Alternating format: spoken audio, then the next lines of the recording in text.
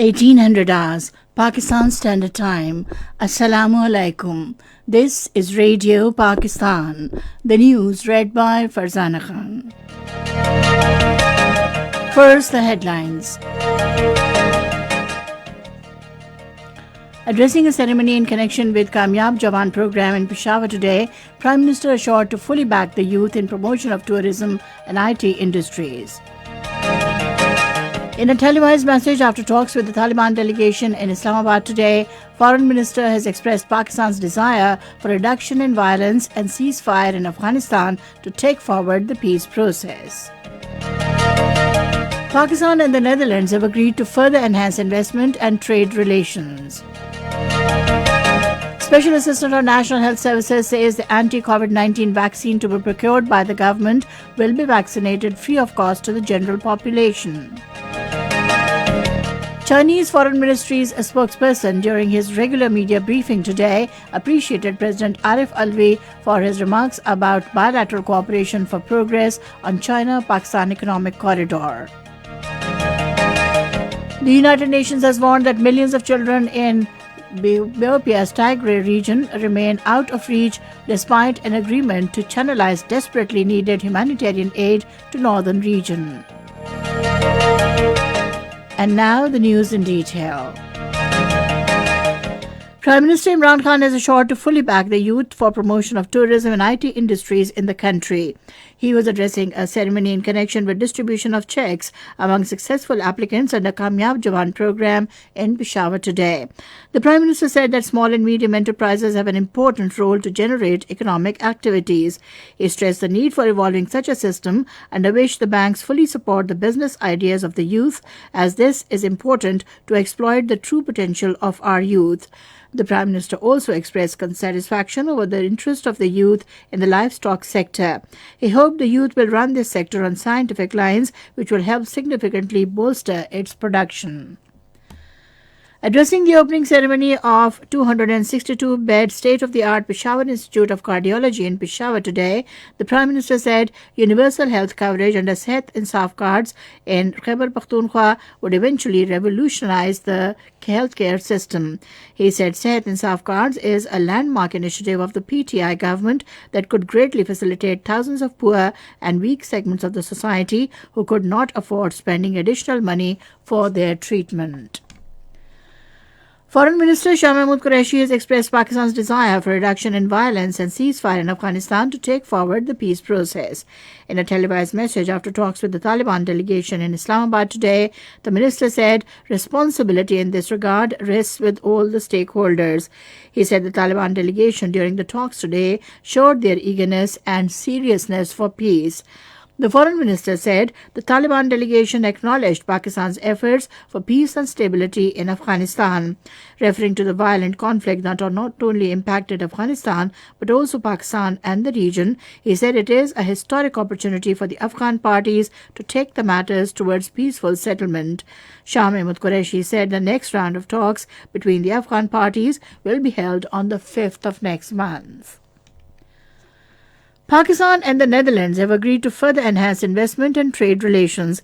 The understanding was reached during a telephonic conversation between Foreign Minister Shah Mahmood Qureshi and his Dutch counterpart, Stef Blok. The Foreign Minister also briefed him about the recent EU Disinfolab report, which disclosed as to how India is involved in maligning Pakistan through fake websites and NGOs. Special Assistant on National Health Services to the Prime Minister Dr. Faisal Sultan has said the anti-COVID-19 vaccine to be procured by the government will be vaccinated free of cost to the general population. In a media briefing in Islamabad today, he assured that the vaccine will be procured keeping in view its safety, efficacy and effectiveness. He said $150 million had initially been set aside for the vaccine procurement and the amount can be further enhanced keeping in view the situation. Faisal Sultan said the virus positivity ratio has reached 7 to 8% and its intensity has increased in big cities. He once again asked the people to fully comply with the SOPs to avoid the spread of the virus. President Dr. Arif Alvi has said India does not enjoy good relations with any of its neighboring countries, including Pakistan, Sri Lanka, and Nepal, due to its hegemonic designs. Addressing a seminar titled Understanding Hindutva Mindset and Indian Hegemonic Aspirations in Islamabad today, he said Hindutva ideology has polluted the entire Indian society. The president said India is falling under the influence of extremism, hatred, and polarization, and it is now becoming an exclusive society. Addressing the seminar, Minister for Information and Broadcasting Senator Shibli Faraz said Pakistan is a responsible and peaceful country, and revelations made by the EU Disinfo Lab have exposed Indian dirty tactics to destabilize Pakistan. He said the EU's Disinfo Lab report has vindicated stance of Pakistan that India is involved in spreading false propaganda against Pakistan, and it has emerged as a fascist regime. This is Radio Pakistan giving you the news. In Indian illegally occupied Jammu and Kashmir, Hurriyat leaders and organizations have expressed serious concern over Modi-led fascist Indian government's move to set up special colonies for retired Indian soldiers and their families. According to Kashmir Media Service, Modi regime has identified 200 canals of land in Budgam district to set up the colony for the former Indian soldiers. In their separate statements in Srinagar, Hurriyat leaders and organizations including reiterated Kashmiri's resolve to resist Indian government's sinister move tooth and nail. They described the act as an Israel-type colonial step to bring Indian Hindus to Kashmir to convert the Muslim-majority Jammu and Kashmir into a minority area.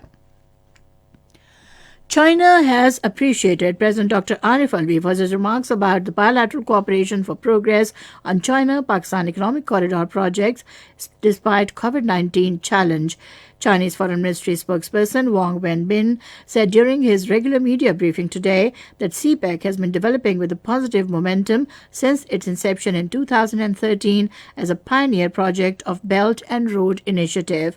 During an interview with the Chinese television, the president has said Pakistan's ties with China have been strengthened as the two countries work together to tackle the COVID-19 pandemic as well as deepen cooperation on the CPEC. In Afghanistan, 13 people, mostly security personnel, were killed when Taliban militants stormed a security base in Dandekori district of Baghlan province today. The United Nations has warned that millions of children in Ethiopia's Tigray region remain out of reach despite an agreement to channel desperately needed humanitarian aid to northern region. In a statement, the UNICEF Executive Director Henrietta Fore said protecting these children, many of whom are refugees and internally displaced, and providing them with humanitarian aid must be a priority. The World Health Organization in Europe has warned of a further resurgence of COVID-19 in early 2021. In a statement, the WHO said there is a high risk of further resurgence in the first weeks and months of 2021, urging the need to work together if we are to succeed in preventing it. Prime Minister Imran Khan performed groundbreaking ceremony of upgradation project of Hayatabad Sports Complex in Peshawar today. After expansion work at Hayatabad Cricket Stadium, the ICC matches will be played there. The Prime Minister also inaugurated 15 fitness gyms and swimming pools for women at Hayatabad Sports Complex and performed groundbreaking of Cricket Stadium in Kalam and grassy cricket ground Swath. The Prime Minister said, "We have to provide international standard sports facilities to our youth to help them channelize their energies to positive activities." And finally, the weather report. Mainly very cold and dry weather is expected in most parts of the country during the next 24 hours. However, fog is likely to prevail in plain areas of the Punjab and Upper Sindh during morning and night hours. To end the news, the main points once again. Addressing a ceremony in connection with Kamyab Jawan program in Peshawar today, Prime Minister assured to fully back the youth in promotion of tourism and IT industries.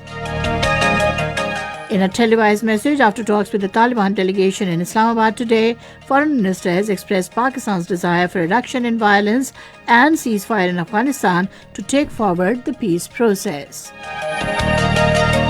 Pakistan and the Netherlands have agreed to further enhance investment and trade relations.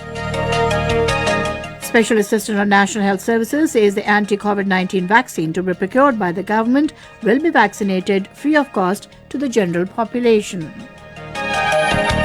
And that is the end of the news. For more news and analyses, log on to our website radio.gov.pk and also watch live video streaming of our bulletins on the link facebook.com